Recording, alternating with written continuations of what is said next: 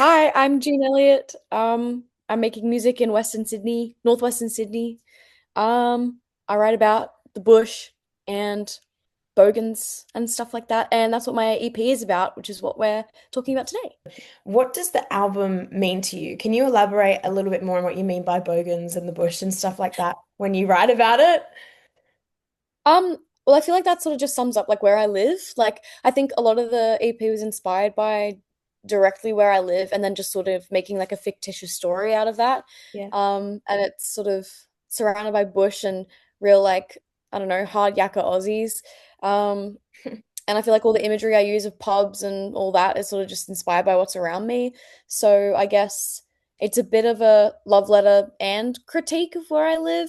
Okay. Um, yeah, that's probably what it means to me. It's got a piece of me in it, regardless of it being fictitious.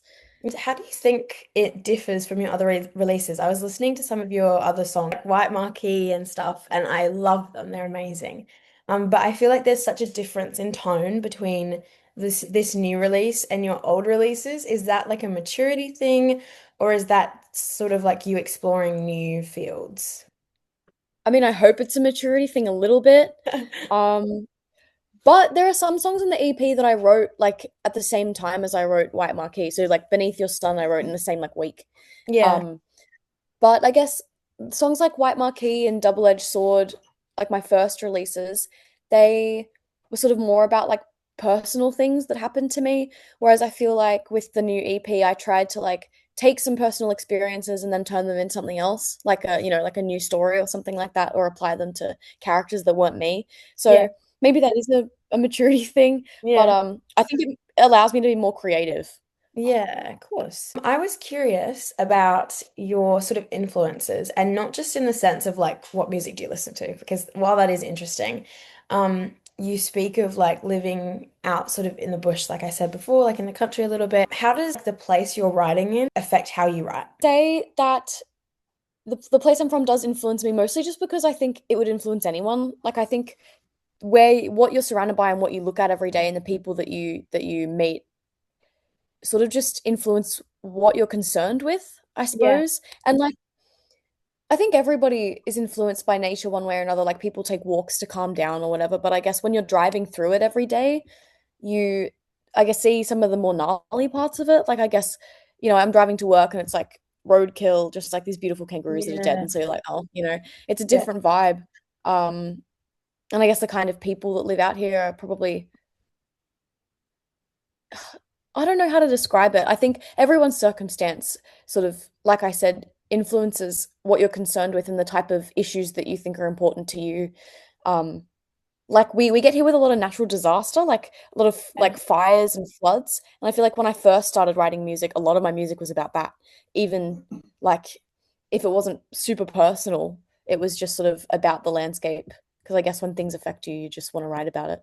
And I Yeah. suppose if I lived in the city, maybe I wouldn't write about that kind of stuff. The way that country music sort of like tells stories, and Mm. even in like Lennon, which is more of like a just an indie rock song on the EP, it has banjo in it. So I guess I like the texture of country music. Yeah. Um, but I am a massive fan of like also ambient music. And I feel like that does come through in the sense that I feel like my music is pretty like atmospheric more than like Yeah. sharp and short and like all that kind of stuff. I like myself some reverb.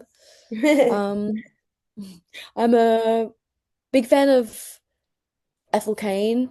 Yeah. I quite like Jane Remover and especially her project Venturing. That's like I haven't gotten around to listening to Jamie movie yet. Everyone has like hype yeah, about it, and I can't keep up with the trends, like I'm getting it. you just look, I wasn't keeping up with the trend either, but then like it's good stuff. And I don't listen to hyperpop at all. Like I just don't. And arguably I listen to Venturing, like her side project more than her actual music. Yeah. But it's great. It's so good. And I think she's an artist that has multiple side projects, and I feel like that's inspiring in itself to just like do whatever you want with as many different genres as you want. Yeah. So that's Yeah. probably like yeah, my a big inspiration. Wire Trap and Devil's Wilderness Theme are two completely different songs. How do you want them to make others feel, and how do you sort of go about making sure that your music sounds unique? Like and even the songs I'm writing at the moment, they all feel really different. And I feel like that's the way that I have to write, otherwise I get bored. I feel like Wire Trap, I love how dramatic it is. Yeah, I And feel like it really bangs in. I love performing it live. And I feel like whenever I perform it live, it's like the only song I'm really able to like put on a character for. And I Yeah. just end up like glaring at the audience and getting all like angry about it. Even though I'm not a very intimidating person. I I want that song to feel like it's like this like oppressive force. Whereas and I feel like Devil's Wilderness is sort of the same in that like I want it to feel immersive. Yeah. So I guess that's the song the thing with all of those songs is sort of I want it to feel immersive in some way. So with Devil's Wilderness it was like trying to set up the setting and bring everyone into the world of the Devil's Wilderness. Whereas Yeah. Wiretrap was like trying to bring you into like this like mob. I think Wiretrap definitely stands out because I wanted it to feel like you're being punched in the face. Yeah. Yeah. Achieved. I mean, what is, you just said like it's a linear story. What is it? Can you summarize what it's completely about in like Yeah, I feel like two? it's sort of just about like this place called the Devil's Wilderness and these people that live in it. And it follows basically um this girl who is hunted by this group of men, and that's basically the whole story. So you see, like in Hole in Her Head, the opening track, you're introduced to this girl who they're trying to villainize, and then in Wire Trap, you've got the witch hunt that starts for her, and then all the songs going through are just sort of like what happens while she's on the run in the Devil's Wilderness, and she meets this guy called Lennon, and they fall in love, and he's a highwayman, which is the last song on the EP. Yeah, yeah, yeah. And it sort of leaves you at this point where everyone like she leaves her lover and they're all disconnected and she's alone again, and that's where the next project is probably going to pick up. What is your Oh, earliest memory of songwriting that got you here? honestly, I used to just like actually no, I have one that's before what I was going to say. I Yeah. wrote a song about a lizard in a pool. Ooh, um was it dead? like Yeah, Oh, yeah. We just moved into a new house and there was like this lizard that was just like floating in my pool. And I think I mm. wrote a song called Lizard Boy, and it would never see the light of day because it's horrific. And I was young, but I recorded it on GarageBand.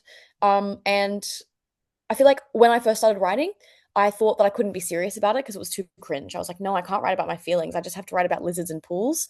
But Mhm. then like within a few songs, I started writing about real stuff and then it just snowballed from there. Yeah, okay, no, that's awesome.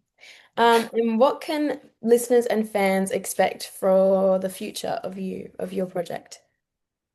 Well, like I said, we're still writing in the Yeah. world of the EP, so everyone should definitely expect a a deluxe version, maybe with some Mhm. extra releases, because why not?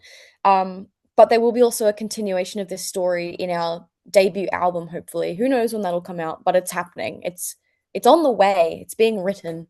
So that'll emerge, and that's called Prey Catcher. I can confirm because that was in development before the EP. Will you ever come to Adelaide to play? Because if you're not, can I convince you to? Because Yes, I would like, love to because I believe. Oh, hold on, I need to fact check something. okay, go do that. Okay. Okay. Well, I have a friend slash person I'm a fan of that's from WA. Okay. So if I can go that way, I'd love to tour with her. If you've ever heard of Hazel Mead, she's from Bunbury and she's incredible. I But she's from do. WA, so I'm writing other that side down of because I do know Australia. that name. Yeah. Write it down, listen to her album because it's incredible. Thanks for playing hard. It's Jean Elliott. It's been Goodbye. Thank you. Bye. See ya.